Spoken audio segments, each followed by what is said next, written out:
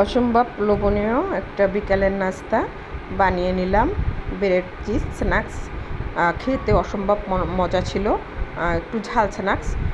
তো কীভাবে বানালাম চলুন দেখা যাক।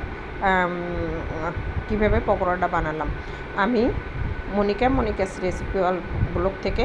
তো আমি প্রথমে পুরটা রেডি করে নিয়েছি স্ন্যাক্সটা বানানোর জন্য। আলু সিদ্ধ করে গ্রেট করে একটু সাদা জিরা তেলের মধ্যে দিয়ে তার মধ্যে দিয়ে দিলাম আলু দেওয়ার পরে লবণ দিলাম, একটু হলুদের গুঁড়ো দিলাম, বিভিন্ন ধরনের মশলার গুঁড়া করা ছিল সেটা দিলাম, মরিচের গুঁড়ো দিলাম, একটু চিলি ফ্লেক্স দিলাম, দিয়ে ভালো করে একটু জিরার গুঁড়া, এটা জিরাকে ভেজে গুঁড়ো করে নিয়েছি। এখন আমি নেড়ে অনেক ভালো করে ভেজে নিব।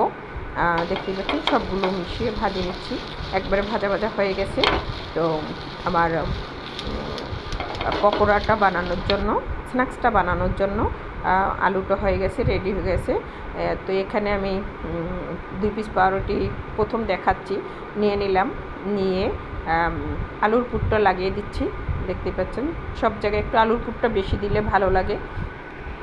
আলুর পুরটা ভালো করে একবারে চারোদিকে লাগিয়ে দিচ্ছি যেন একটু খেতে ভালো লাগে। এটা একটু ঝাল আর ধনিয়া পাতাটা দেওয়া হয় না, যদি থাকে আপনাদের ঘরে দিয়ে দিবেন। এখানে একটু টমেটো সস দিয়ে দিলাম দুটোটার মধ্যে। তো টমেটো সসটা ভিতরে দিলে খেতে একটু মজা লাগে, অসম্ভব লোভনীয় হয়। এখানে দিয়ে দিলাম চিজ। আপনারা চাইলে এখানে ডিম সিদ্ধ করে ডিম গ্রেট করেও দিতে পারেন। তো আমি চিজ গ্রেট করে দিচ্ছি, দেখতেই পাচ্ছেন। তো চিজটা পরিমাণ একটু বেশি দিলে ভালো হয়, আমি আমার পরিমাণ মতো দিয়ে দিলাম। এখন আর একটা ব্রেড দিয়ে ঢেকে দিলাম, কেটে নিচ্ছি মাঝখান দিয়ে। একটু সাবধানে কাটতে হবে যাতে বের হয়ে না যায়। দেখতেই পাচ্ছেন কেটে নিয়েছি। এখন একটু ময়দা আমি গুলে নিয়েছি, শুধু ময়দা জলে গুলে নিয়েছি, ময়দার মধ্যে ভিজিয়ে এটা আমি মুড়ি গুঁড়ো করে নিয়েছি, প্লেন করে নিয়েছি। সেই মুড়ির মধ্যে মানে স্ন্যাক্সগুলো মুড়ির গুঁড়োর মধ্যে লাগিয়ে নিচ্ছি, দেখতেই পাচ্ছেন। এটা লাগিয়ে আমি 5 মিনিট রেখে দিব, তারপরে ভাজবো। ভাজলে এটা মুচমুচে হয়, খেতেও অসম্ভব মজার হয়।